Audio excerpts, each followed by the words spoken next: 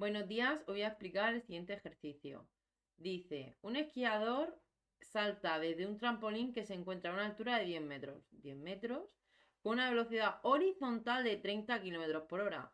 Claro, si se tira con una velocidad horizontal, quiere decir que toda esta velocidad está solo en el eje X. En el eje Y la velocidad inicial va a ser cero, ya que es un tiro vertical. Horizontal, perdón, ya que es un tiro horizontal. Calcula el tiempo de vuelo, es decir, todo el tiempo que está hasta llegar al suelo, el punto y el punto en el que la velocidad forma un ángulo de 45 grados con la horizontal, que esto es lo nuevo. Vale, pues como siempre nos pondríamos los vectores. El vector posición inicial pues sería aquí arriba, que es el punto en el eje X el 0 y en el eje Y 10. Luego la posición final sería en X, no sabemos cuál, pero en Y sería 0 porque cae al suelo.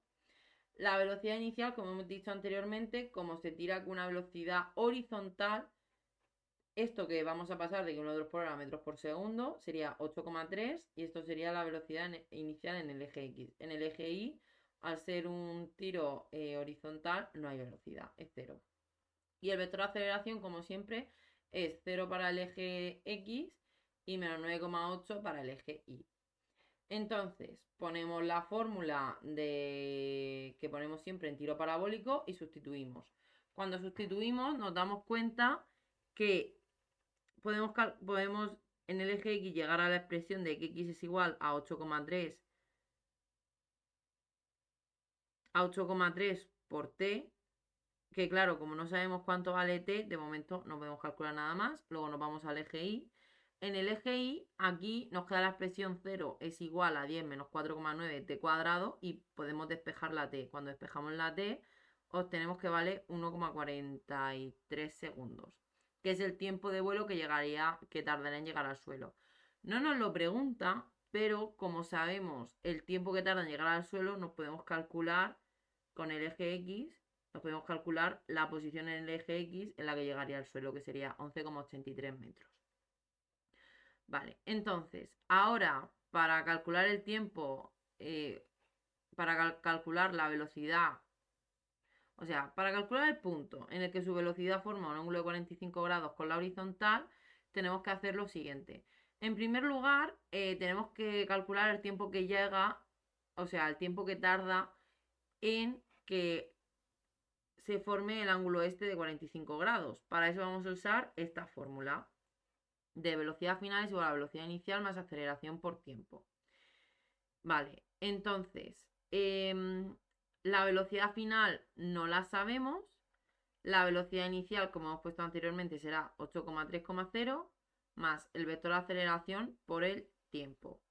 Entonces nos sale que Vx es igual a 8,3 metros por segundo, que eso es lo lógico en un tiro parabólico, ya que en un tiro parabólico la velocidad en X se mantiene a lo largo de toda la trayectoria. Vale. Y luego nos queda que la velocidad en Y va a ser igual a 0 menos 9,8 por T.